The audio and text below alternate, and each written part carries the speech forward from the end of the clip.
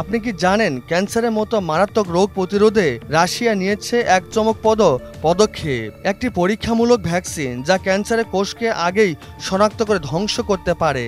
আজকের ভিডিওতে জানাবো এই ভ্যাকসিন কিভাবে কাজ করে, কে এটা পাবে, আর কিভাবেই বা বদলে যেতে পারে বিশ্বজুড়ে ক্যান্সার চিকিৎসার ভবিষ্যৎ। সম্প্রতি রাশিয়ার একটি প্রয়োগী ক্যান্সার ভ্যাকসিনের ট্রায়াল চালু করেছে সম্পূর্ণ বিনামূল্যে।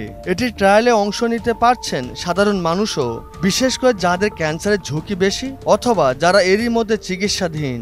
গবেষকরা বলছেন এই ভ্যাকসিন মানবদের ইমিউন সিস্টেমকে এমনভাবে প্রশিক্ষণ দেয় যাতে ক্যান্সার কোষ গড়ে ওঠার আগেই তা শনাক্ত করে ধ্বংস করে দিতে পারে।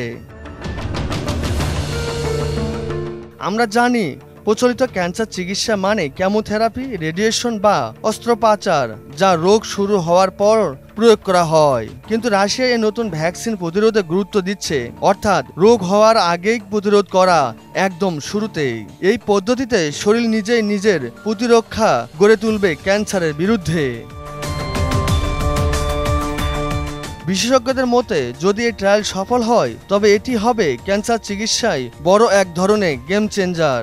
এটি শুধু ক্যান্সার সারানোর সীমায় আটকে থাকবে না, বরং এই রোগ যাতে হতে না পারে সেই লক্ষ্যেও কাজ করবে। একটা প্রতিরোধমূলক কাঠামো গড়ে উঠবে, যেমনটা আমরা টিকার মাধ্যমে বহু রোগে পেয়ে থাকি। বিশ্বজুড়ে প্রতি বছর কোটিরও বেশি মানুষ ক্যান্সারে আক্রান্ত হয়। যদি এই রুশ ভ্যাকসিন কার্যকর হয় তবে এটি বিশ্বজুড়ে চিকিৎসা খাতে এক নতুন দিগন্ত উন্মোচিত হতে পারে।